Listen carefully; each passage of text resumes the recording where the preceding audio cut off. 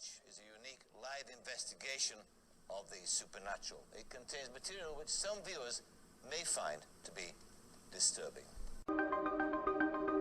Back to Angel City PD, may I see your stats? Mostly machine. You're not really human anymore, are you? Just remember, in order to get there, we actually have to get there. What does katana mean? It means Japanese sword. There's a storm coming. A storm the likes that you've never seen before. Tell me again how it feels when you get really frightened. I'm sick and tired of dressing up like a whore and working on these two-bit cases. Heroes, the Earth people are getting closer to that which we fear.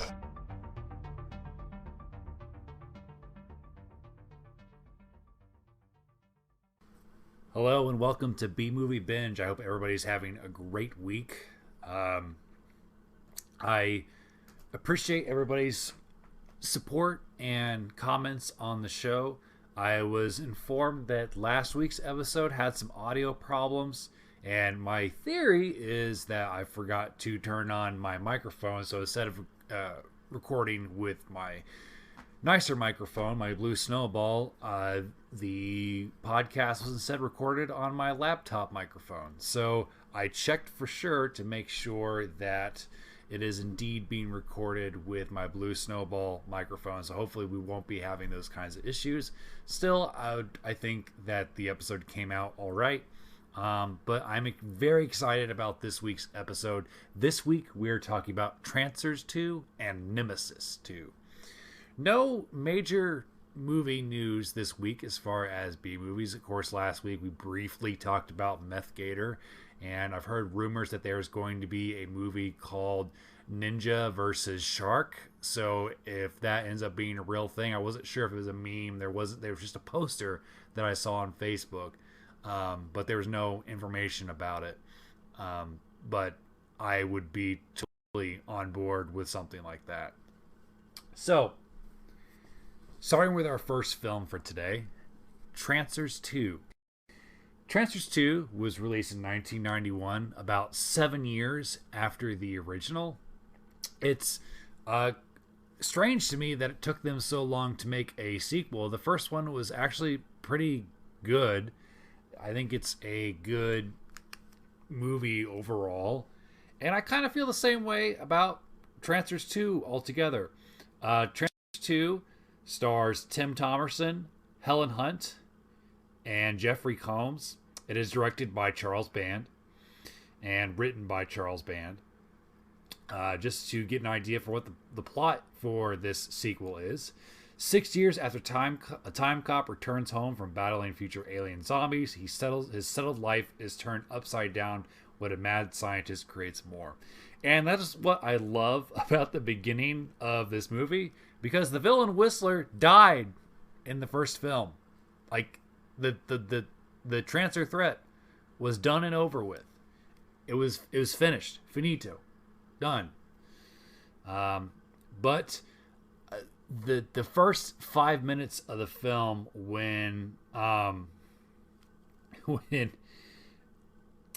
Ashby is wanting to go into the past, and the doctor that has the serum that sends him into the past to go tell Jack Deth that Whistler has a brother. Oh my gosh, nobody knew that Whistler had a brother. So the Trancers threat is back and kicking. And what I love about this whole discussion between these two characters is that it's basically explaining to the audience, like, hey, look, if we didn't have a brother for Whistler, then there would be no plot. And I don't know, like that just really that just tickled my fancy quite a bit. So the sequel is set in 1991. Jack Deth is sort of semi-retired. He's married to Lena, played by Helen Hunt, and they are sort of watching after the ancestor, the last ancestor that wasn't killed by Whistler in the first film, Hap Ashby. And I got a name wrong earlier. It is not Ashby that sends Jack Deth back in the past. It's McNulty.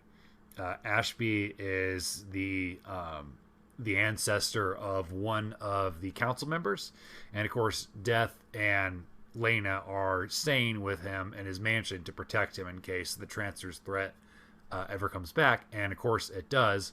So I mean, they're just kind of minding their own business, and then there's like a tree cutting crew that comes to Ashby's mansion, and of course they're actually Trancers in disguise.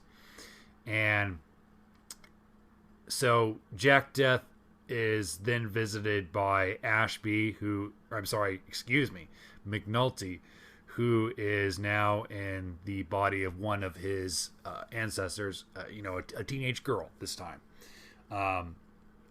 And what makes things even more difficult for Jack, not only does Whistler have a brother, but somebody else from Jack's past is involved in the plot this time. It is Jack's wife, who died before the events of the first film, who was killed by Whistler. So apparently they sent her back in time to this point in time before the events of Trancers 1, before her death, and then when she goes back to the future, she'll die the next day. Confused yet? Yeah, that's wibbly wobbly timey-wimey for you. But while trying to figure out how to get Whistler's brother, he has to deal with, his wife from the future who is dead, and now he's with Lena, and his wife doesn't know that she's dead. So it actually, no lie, I think Tim Thomerson plays this really well. I think the drama that is brought on by that is, it doesn't weigh the film down, because like a lot of times when these B movies try to have plot or something meaningful, it falls flat on its face.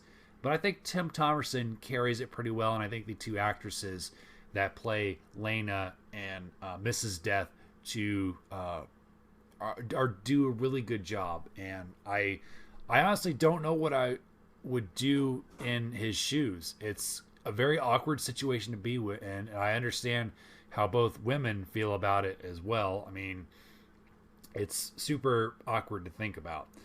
But as far as what Whistler's brother's big super evil plan is that he controls this company called Green World. And Green World is, well, it is striving to clean up the world by planting trees and doing all sorts of fun stuff, recycling.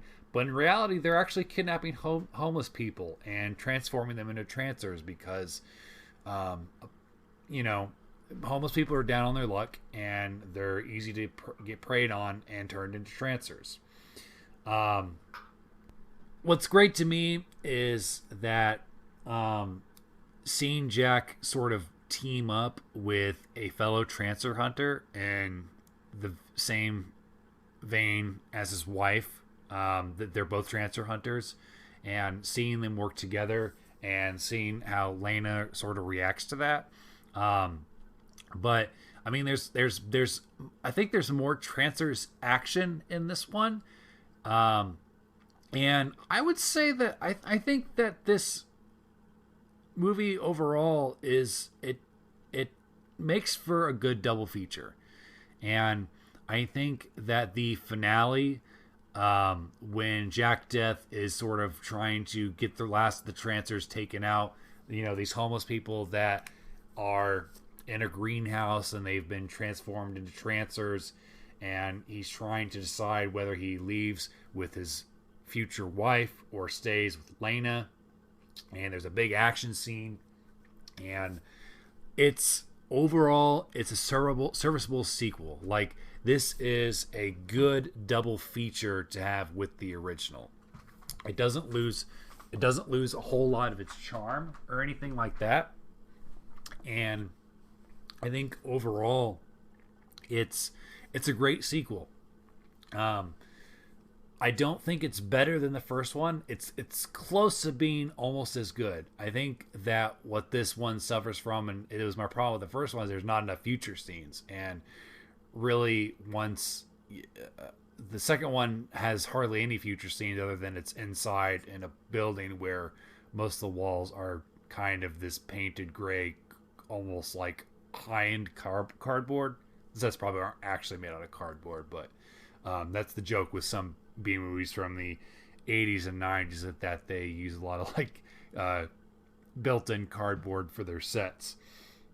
But overall, I mean, Deth gets into a lot of trouble in this film. There's, of course, a couple of great scenes with his magic watch that stops time for it. It's a long second that lasts for 10 seconds. It basically makes everybody around him, just like in the first film, freeze, and then he turns into the $6 Million Man, where he moves really slowly. And there's even a good scene where Mrs. Deth will uses the long second.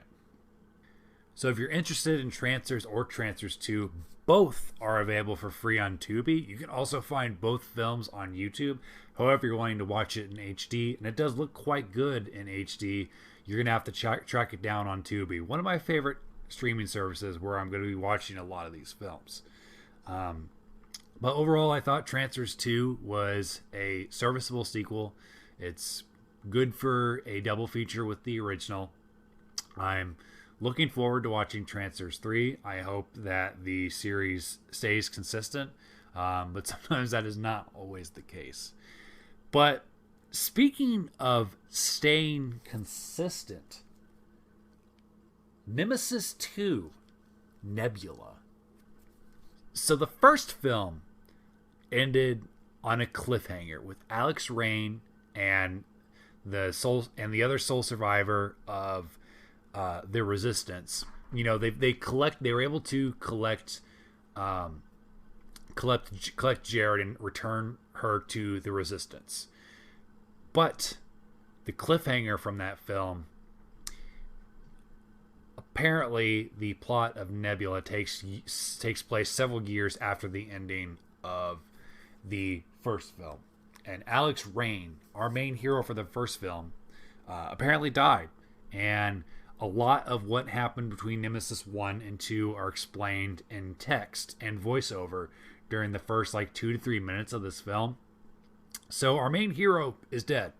And when I saw the cast list, and I saw that, there's a woman playing Alex, the actress Sue Price. I just figured, Alex Rain is a cyborg, so maybe he got his consciousness transported into a woman's body. That could totally happen in the world of Nemesis. But what happens is humanity loses the war against the cyborgs, and they develop this serum that creates this super soldier, and one of their freedom fighters elects to take this super soldier and then have a child.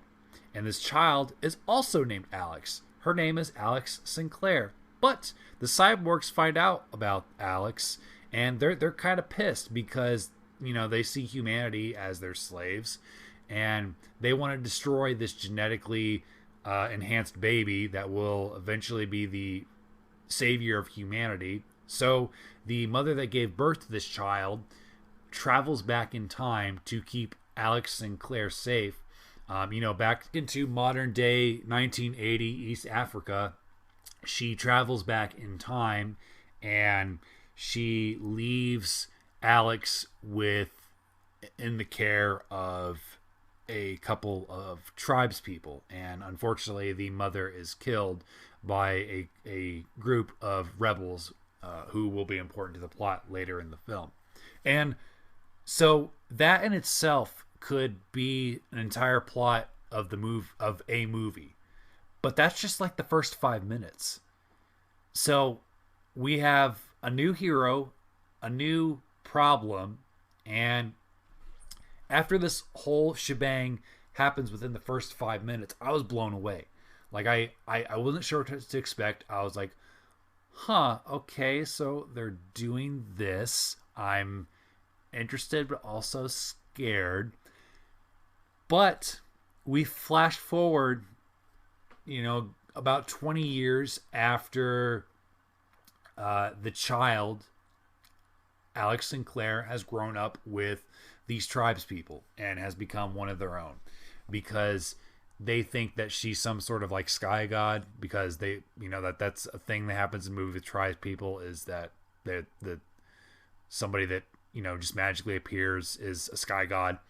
But it is revealed that it is Sue Price, who is a former bodybuilder, and I loved her in this movie. I think she has way more screen presence than Oliver Grunner. And as far as Albert Pugnier's directing in this film, it's just as epic as the first one. I think that this movie is a lot tighter in places, that it's more action packed. There's less breaks between the action, and that is the film's strength, because the dialogue is not Pugnier's strong suit. Neither is for most of the actors. It's a little bit better in this film because I think, again, Sue Price has a bit more presence than Grunner did in the first film, and I definitely like what I speculated on for the first film was that Grunner was going for being more robotic, whereas Sue Price's character is a full-blooded human. Like, she's basically Captain America because she's got the super soldier serum or whatever, but she's human. Like, she's not a robot or anything. She's human, but I mean, she's built like a robot. Like, this woman is huge, and so she wakes up in a cave and she says that she's going to go face the trials. Like, there's this whole warrior trial, and she knows that she's a warrior at heart. And you know what? I buy it when she says it. And she goes to this trial where she has to hunt this boar in a certain amount of time. So she chases down this boar and kills it. But one of the tribesmen is not happy about this and challenges her to a duel. So a duel ensues, and she beats this guy, you know, this asshole that doesn't think that she is one of them. She beats him pretty badly, and I fully believe that she could take on a full-grown man, because I mean, her arms are bigger than my thighs, and if you watch the movie, you know what I'm talking about. Like, she's jacked, she's really big. And during this entire fight, it made me think of the movie Prey, you know, the fifth installment in the Predator franchise, which I liked, by the way. But I think the biggest thing, the only problem I had with Prey was I didn't think the lead was believable enough as an action heroine. Like, she's obviously a much better actress than Sue Price, but as far as like the physicality, she just I had a very difficult time believing that she could take down a predator. Like, yeah, she used her smarts and stuff, but you know, I guess when you're making movies, you kind of have to choose whether or not you're going to go for an actress or an athlete. And Sue Price is definitely an athlete, and she has some decent scenes in this movie. But her physicality is what sells it. Like, she's great in the action, and that is, again, the film's strength. So she defeats one of her fellow tribesmen, and before they can finish this ceremony, they find out that something has started killing people in the area, and they find out that there's this demon or this devil. But actually, it is Nebula, a cyborg from the future that has come to hunt down Alex Sinclair. And she finds this out all while learning that her mother is from somewhere else. And this Nebula person, this cyborg, who is not at all a cheap Predator ripoff, like the Nebula character looks like, it reminds me of the creature from the Darmok episode from Star Trek The Next Generation. It looks a lot like that. And the invisibility effect that it has going around it also kind of reminds me of that, because it's not a very good cloaking device. It sort of makes the character look like a mirage. However, it's not good for stealth. This creature sticks out like a sore thumb. Like, maybe it would make for good camouflage, for a couple hundred yards away, but you're going to see that thing coming because it's got this big bubble of, absurdity around it. And it looks like a Power Rangers villain, which makes me love it even more. But when you see from Nebula's point of view, it's totally a Predator ripoff. And with a little bit of like Terminator vision in there. But the thing is, Nebula doesn't see like body heat or anything. It's got like targeting powers, and it's got like a slightly blue hue to it, but it doesn't have like any sensors to detect body heat or anything. Like it has like kind of similar sensors to what the T-800 has. And again, the first Nemesis was definitely a ripoff of Terminator, and this movie rips off a lot from Predator and Terminator, except it's set in the desert. But this creature starts killing off her tribesmen, and it starts chasing her down, and they all scatter. So she eventually runs into the asshole that challenged her, and he tries to kill her again, and she beats his ass again. But she does something smart. She has a wound, and she puts like the clothing that's drenched in her blood and puts it on the guy before he regains consciousness, and she begins to run away and jumps into a nearby lake. So this Nebula creature / cyborg finds this trail of blood and thinks, oh, I've got the child, and proceeds to kill the target. And he finds out that the target wasn't the child at all. And of course, Alex Sinclair gets away, but not before getting captured by a couple of rebels. These are the same rebel assholes that killed her mother 20 years ago. And I guess Africa is still having a problem with these guys. So they surprise her after she gets away, and they knock her out. And they drag her sort of to their small little encampment, and they have a couple other hostages there. And Alex breaks away rather easily because, again, she's a superhuman, and she shoots the rebels dead. And she rescues the other two passengers, and the other people are like, "Hey, I know how to fly a helicopter. There's a helicopter, several miles from here if you take us." So, I mean, she's hesitant to trust these two women that she's rescued because one of them is kind of shady. And again, the dialogue for these poor women isn't very good. But luckily, it doesn't last very long. I think the problem I had with the first one was there was too much talking in between some of the action. But this one has more action and less talking. So Alex leads these two to a hangar where they're hopefully going to find this helicopter. But of course, they're met with resistance fighters, and they get into a firefight, and Alex is kicking ass. And unfortunately, her two women that she rescued get captured, and it turns out that the pilot actually can't be trusted. She's willing to trade the person that she said is her sister, who I guess isn't really her sister. It's not really clear, but she doesn't hesitate to let them kill this other girl. And she's like, "Hey, if you kill her and take me to safety, I'll let you have half the gold." Because that's a new plot line that gets introduced, is that she has a bunch of gold that she's excavated, and that's why she's in Africa. So after Alex kills most of the rebels, she starts following the trail of the helicopter pilot and the other rebels that managed to escape. All the while, Nebula is still on their trail. And she stumbles upon the pilot making out with one of the rebels, and she shoots the rebel dead.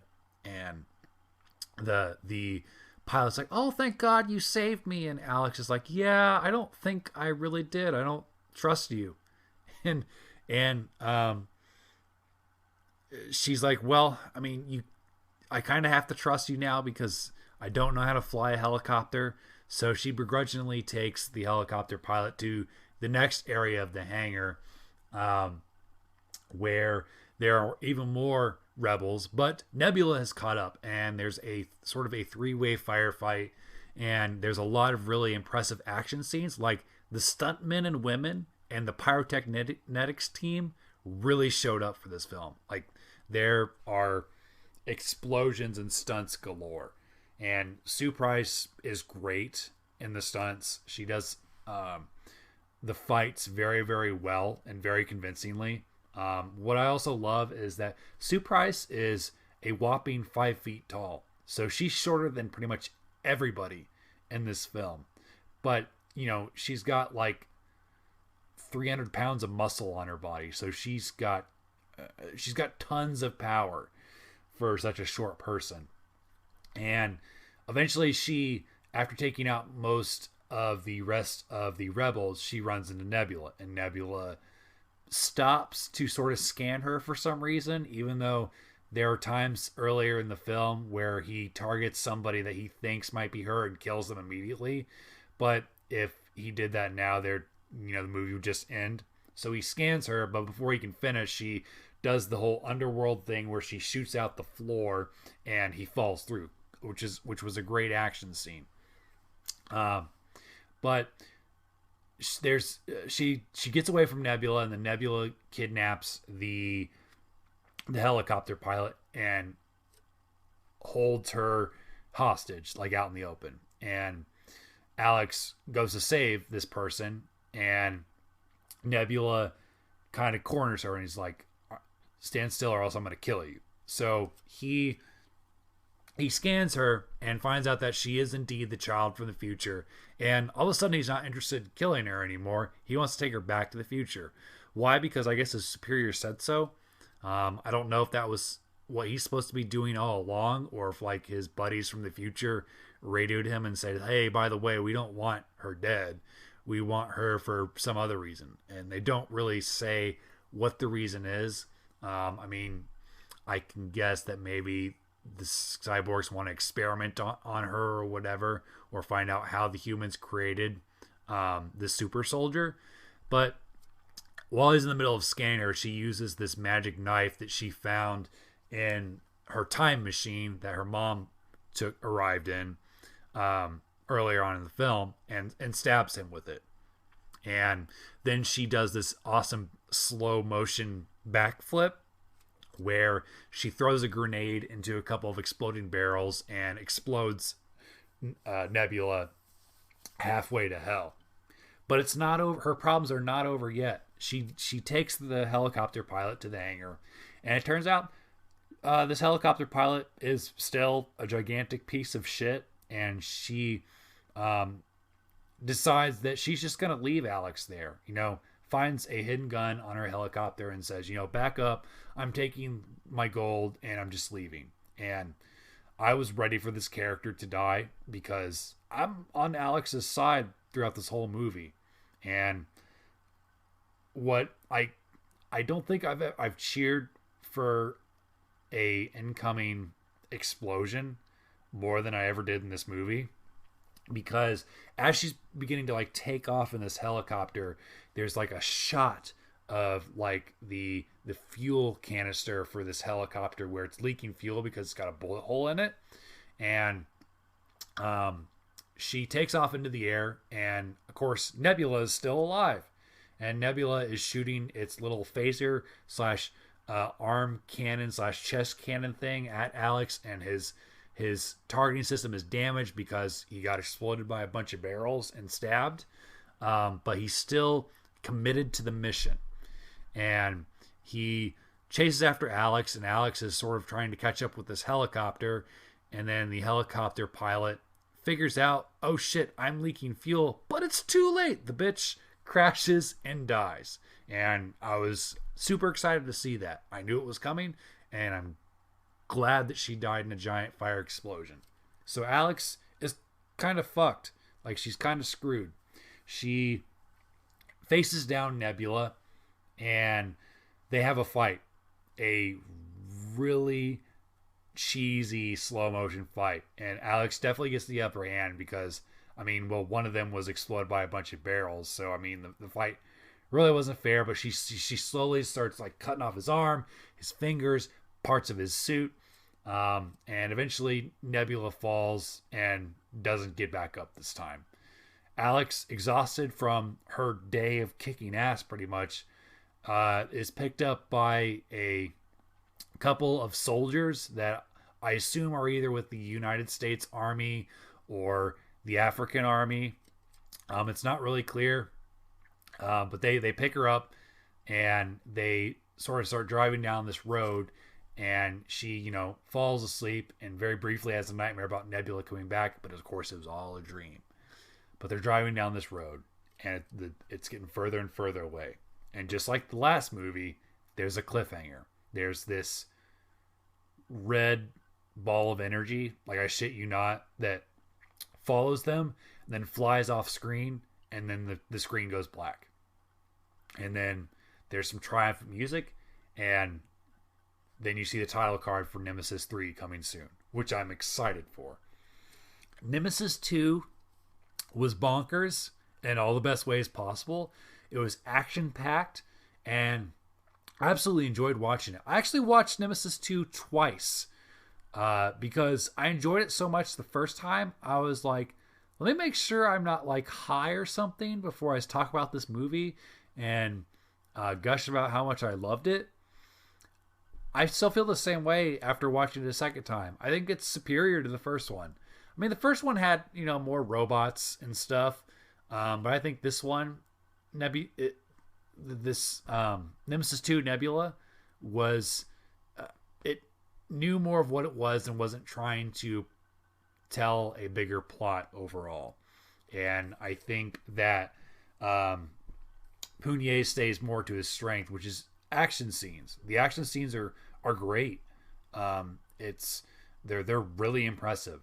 And between Trancers 2 and Nemesis 2 all the way. I mean, I liked Trancers 2, but Nemesis 2 was awesome. I'm looking forward to watching Nemesis 3, 4, and 5, especially if they're near this quality. And I checked, Sue Price is in the next 3 movies, and I think that her character is easier to root for than Alex Rain, who has basically had the charisma of a cardboard box, whereas Alex Sinclair is a lot more human. Like, I loved Sue Price in this movie as far as like the physicality, and she's fine in the scenes that she has to act in, but she isn't going to be winning an Oscar anytime soon. So, Nemesis 2 and Trancers 2. Which of the sequels is your favorite? Comment below. Let me know. Thanks as always for tuning in. This is continuing to be a lot of fun. Next episode, I'll be talking about Trancers 3 and Nemesis 3. Looking forward to posting more episodes and letting this become a regular thing. Comment below, let me know what you think of the episode, what I can do to improve it, any segments that I could add. And as far as B-Movie news, hopefully we'll have more next time. Take care. Bye.